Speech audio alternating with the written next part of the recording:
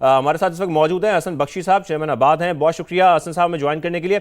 हसन साहब, आपकी नज़र में आने वाले बजट में तामीराती शोबे के लिए सबसे अहम रिलीफ क्या होना चाहिए और इस वक्त जो चैलेंजेस हैं वो क्या हैं बिल्डर्स के लिए खासतौर पर?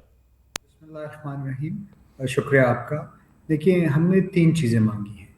हमने ये कहा है कि हमें एक लॉन्ग टाइम कंसिस्टेंट पॉलिसी दे दें और उस पॉलिसी को बनाने के लिए स्टेक होल्डर्स की कंसल्टेशन लें और उसको गारंटी करें लेजिस्लेशन के थ्रू, ताकि कोई भी हुकूमत आए, पॉलिसी अपनी जगह बरकरार रहे। ये एक बड़ा कैपिटल इन्वेस्टमेंट का कारोबार है।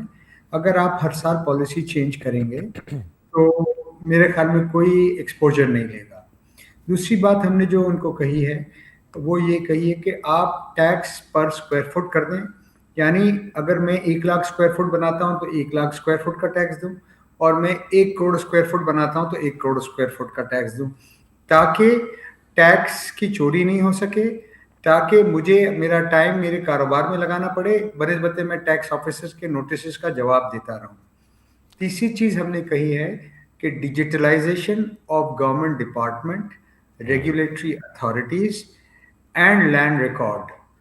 देखिए, अगर ये करेंगे तो ना सिर्फ अंदरून Pakistani resident Pakistani and non resident Pakistani Pakistan की रियल स्टेट और कंस्ट्रक्शन सेक्टर में इन्वेस्टमेंट करेंगे, बल्कि बैरून पाकिस्तान से भी इन्वेस्टर्स पाकिस्तान में आके इन्वेस्ट करने को तरजीह देंगे, क्योंकि जो आज मिडल ईस्ट के हालात हैं।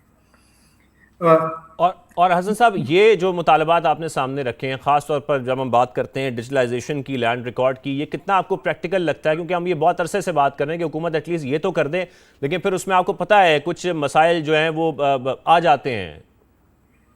देखिए, मसाइल नहीं है, ये वेस्टेड इंटरेस्ट हैं। ये वो लोग हैं जो पाकिस्तान की इकोनॉमिक ग्रोथ को सबोटाज करते हैं, जिसकी वजह से हमें 6% जीडीपी अचीव नहीं कर पाते, जिसकी वजह से वो हम एम्प्लॉयमेंट नहीं क्रिएट कर पाते, जिसकी वजह से हम वो इकोनॉमिक एक्टिविटी नहीं क्रिएट कर पा रहे हैं। देखिए, मैं 2 मिनट लूँगा आपके। हमारी इंडस्ट्री में बनाने वाला, यानी मैं, मेरा मजदूर, मेरा सुपरवाइजर, इंजीनियर, वो पाकिस्तानी है।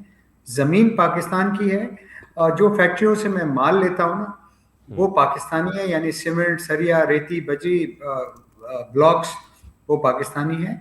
खरीदार पाकिस्तानी है, और खरीदार नॉन रेसिडेंट पाकिस्तानी है। जो पाकिस्तान में रेमिटेंस आता है तो 52% 40 बिलियन के रेमिटेंस में रियल स्टेट और कंस्ट्रक्शन में इन्वेस्ट होता है। बिल्कुल। एक बिल्डिंग 2000 गज की मैं बनाता हूं तो 2.5 बिलियन का मैं लोकल प्रोडक्ट खरीदता हूं, लोकल मैन्युफैक्चर्ड प्रोडक्ट खरीदता हूं, और उसमें 500 से 800 लोगों को एम्प्लॉयमेंट प्रोवाइड करता हूं। एलाइड इंडस्ट्रीज चलती हैं। जी, 72 एलाइड इंडस्ट्रीज इससे अटैच हैं। 14 मिलियन मकानों का शॉर्टेज है। ये मैं नहीं कह रहा हूँ, ये वर्ल्ड बैंक की रिपोर्ट कह रही है। बिल्कुल। तो फिर क्या मसाइल हैं कि हम डिजिटलाइज करने को, इदारों को और लैंड रिकॉर्ड को करने में हम फेल हो रहे हैं, एज इन कॉम, एज इन मुल्क, एज इन हसन साहब, इंस्टीट्यूशन। यही मैं आपसे पूछा था, वो क्या मसाइल हैं? क्या वो पॉलिटिकल मसाइल हैं या कोई और मसाइल भी हैं? सर, इस मैडनेस में few people are making a lot of money. मसला ये है, जब चीजें क्लियर हो जाएंगी, डिजिटलाइज हो जाएगी, लैंड, मैं आपका प्लॉट नहीं खा सकूंगा, आप मेरा प्लॉट नहीं खा सकेंगे, मैं स्टेट का प्लॉट नहीं खा सकूंगा, 2 नंबर डॉक्यूमेंट उसमें नहीं लगा सकूंगा। देखिए, ये billions of and trillions of रुपए के स्टेट लैंड है जो कब्जे हो रहे हैं। बिल्कुल सही, बिल्कुल सही। तो असफंद यार दुकान बंद हो फारूक साहब, जाएगी। मैं आपकी तरफ आऊंगा। असफंद यार साहब, जैसा कि जिक्र भी कर रहे हैं इस वक्त हसन साहब भी, जो कंसिस्टेंसी है पॉलिसी की, वो हम देख रहे हैं कि वो सिर्फ इस सेक्टर के लिए नहीं, वो तकरीबन हर सेक्टर के लिए ज़रूरी है कि एटलीस्ट तमाम सेक्टर्स को ग्रोथ के लिए कोई 5 ईयर या 10 ईयर प्लान मिलेगा, तभी वो ग्रोथ की तरफ जा सकते हैं, नहीं तो वो तो घबराते रहेंगे इन्वेस्टमेंट करने से भी। और यही वजह है कि हमारे लोकल इन्वेस्टमेंट एक तो टैक्सेशन की वजह से नहीं होती, टैक्सेशन स्ट्रक्चर की वजह से, और सेकेंडली कंसिस्टेंसी की वजह से। तो गवर्नमेंट को अब चाहिए, हमारी मुआशी टीम को कोई ऐसा प्लान दे दे 5 साल के लिए तमाम सेक्टर्स के लिए, कि वो अपनी ग्रोथ की तरफ जा सकें, इन्वेस्टमेंट कर सकें।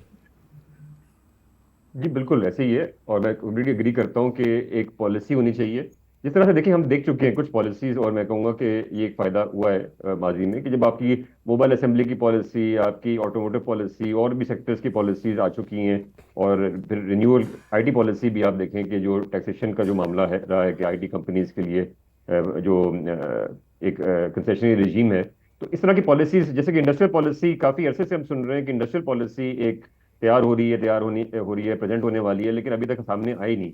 तो जब तक कि हम सेक्टोरल पॉलिसीज जल्दी से नहीं प्रेजेंट करेंगे और अप्रूव कराएंगे और फिर उनको लेजिस्लेट करेंगे टू मेक श्योर कि उनके अंदर जो चीजें लिखी हुई हैं वो हम हम्म। इंश्योर करें कि बिजनेसेस के लिए और पूरी इवन इन्वेस्टर्स के लिए वो कंसिस्टेंट रहें, और तब तक असफंद यार मुश्किल साहब, होगा। एक और बहुत हम बड़ा यही चैलेंज सफर करते हमारा रिटेलर्स का भी है, उनको टैक्स नेट में लाने का। इस पर आप क्या कमेंट करेंगे, ये किस तरीके से हो सकता है?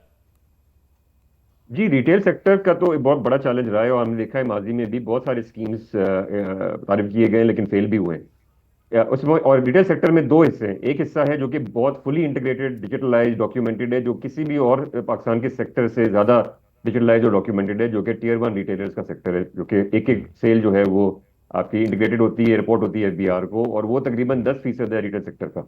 बाकी जो 90% जो आपके रिटेल सेक्टर है उसमें इशू है, और सेल्स टैक्स के अलावा उसमें इनकम टैक्स का इशू है, जो कि अभी हम देख रहे हैं कि एक फिक्स्ड मिनिमम टैक्स स्कीम के जरिए वो उनके साथ कंसल्टेशन में उन्होंने एक अभी पेश किया है, और इंशाल्लाह लेजिस्लेट हो जाएगा। मेरे ख्याल में इसमें इसके कुछ बेहतर चांसेस लग रहे हैं पहले के स्कीम के मुकाबले में, चूंकि कंसल्टेशन के बाद बने, और काफी काफी अट्रैक्टिव स्कीम लग रही है उन लोगों के लिए जो कि छोटे भी हैं और दरमियाने साइज के जो ट्रेडर्स है और रिटेलर। मैं सिर्फ रिटेलर नहीं कहूंगा, मैं तो एक्चुअली ट्रेडर कहूंगा, बिकॉज बहुत सारी आपकी कम्युनिटी है जो कि होलसेल और ये लेकिन ताजरों लेकिन की और as chairman trading cap, community है आपको जो कि लगता है कि फिर भी एक बहुत बड़ा रिटेलर्स का जो हम कहेंगे हिस्सा है वो अनडॉक्यूमेंटेड रहेगा उसके बाद भी?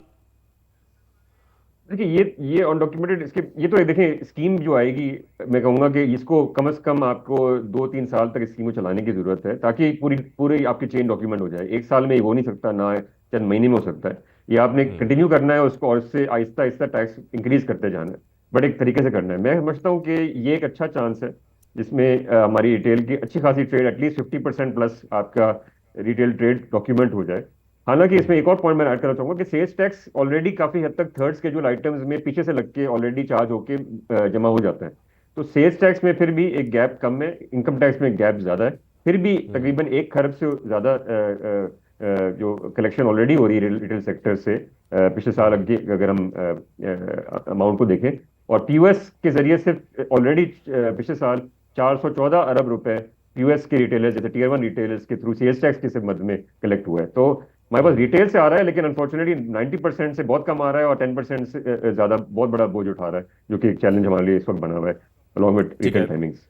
मैं एक कमेंट डॉक्टर अली सलमान साहब से ले लूं, फिर हम ब्रेक पे जाएंगे। डॉक्टर अली सलमान साहब, अब इससे कबल जब हम बात कर रहे थे टैक्सेशन से पहले, तो वो कंसिस्टेंसी ऑफ पॉलिसी की बात कर रहे थे कि एक ज़ाहिर एक डिसिप्लिन भी आना चाहिए हमारी फिस्कल पॉलिसी में भी। इस डिसिप्लिन के लिए, इस कंसिस्टेंसी के लिए और एक प्लान देने के लिए इस वक्त हुकूमत को कितनी कोशिश करनी चाहिए, जब हम ये देख रहे हैं कि अब 5वां बजट पेश कर दिया गया है इन्हीं पॉलिसी मेकर्स के अंडर, और उसके बावजूद हम स्टेबलाइजेशन तो देख रहे हैं, लेकिन मैक्रो इकोनॉमिक स्टेबलाइजेशन आ चुकी है जैसा कि वो कह भी रहे हैं, लेकिन ग्रोथ की तरफ हम बिल्कुल नहीं जा रहे, जो भी नंबर्स हमें बता रहे हैं। जी, अभी जिस तरह असफंद यार साहब बात कर रहे थे, टैक्स सिस्टम की बात कर रहे थे, मैं उसी तरफ लेकर जाता हूँ, क्योंकि टैक्स सिस्टम की स्टेबिलिटी में हमारी लॉन्ग टर्म इकोनॉमिक स्टेबिलिटी बड़ी लिंक है। अगर हम अपने टैक्स सिस्टम को टिंकर करना बंद कर देंगे तो हमें एक लॉन्ग टर्म स्टेबिलिटी की तरफ भी जा सकेंगे। उसकी एक बड़ी मिसाल ये है कि हमारा जो, जैसे ये अभी हमने फिक्स टैक्स की मिसाल, फिक्स इनकम टैक्स की स्कीम लेके आ गए हैं। फिक्स इनकम टैक्स में ये होगा कि जो रिटेलर्स पहले से नॉर्मल टैक्स रजीम में हैं, उनको लगेगा कि तो उनसे तो बड़ी गलती हो गई, क्योंकि ये जो अगर किसी ने 1 करोड़ 20 लाख रुपए टैक्स बनता था, तो इस रजीम के तहत, नई रजीम के तहत उसी इनकम पे टैक्स बनेगा 20 लाख रुपए। वो कहेगा जी मुझसे तो बड़ी गलती हुई कि मैं पिछले 2-3 सालों में आपके नॉर्मल टैक्स रजीम में आ गया। जिस तरह अभी बात हो रही थी कि ये जो बड़े रिटेलर्स हैं ऑब्वियसली वो डॉक्यूमेंटेड हैं, तो हर जगह पर हमने अपने टैक्स सिस्टम के अंदर मल्टीपल लेयर्स लगा दी हैं, मुख्तलिफ सेगमेंट्स के लिए मुख्तलिफ रेट्स कर दिया है, और जिसकी वजह से जो ऑनेस्ट ट्रांसपेरेंट बिजनेसेस हैं वो बहुत सफ़र कर रहे हैं। जो बड़े लेवल के सही। ऊपर काम कर रहे हैं, करना चाहते हैं, वो बहुत ज़्यादा सफ़र कर रहे हैं। तो ये गलत अप्रोच है। ये फिक्स टैक्स बज़ाहिर दिखाने को एक बहुत अच्छा एक पॉलिटिकल एक स्लोगन है, लेकिन ये टैक्स के सिस्टम को मजीद डिस्टॉर्ट करेगा।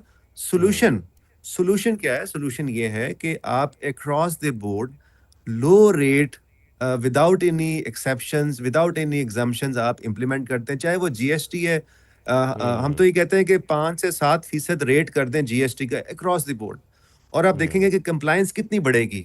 हर कोई उसके अंदर सारे सेक्टर उसके अंदर आ जाएंगे। ये जो गैप है, छोटे ताजिर बड़े ताजिर सब उसके अंदर आ जाएंगे। ये जो हमने थर्ड शेड्यूल बनाया है, ये भी एक डिस्टॉर्शन है, ये कोई सोल्यूशन नहीं है। ये एक आर्जी हम बना लेते हैं और सिस्टम के अंदर, जैसे इनकम टैक्स के अंदर बेशुमार रेट्स हैं, सेल्स टैक्स के अंदर बेशुमार तो रेट्स हैं। आपके मुताबिक ये इसको फिक्स बिल्कुल टैक्स खत्म जो है करना पड़ेगा। ये मजीद बिल्कुल हमें डिस्टॉर्ट करेगा हमारे यूनिफॉर्म टैक्स रेट की सिस्टम तरफ को। आना पड़ेगा।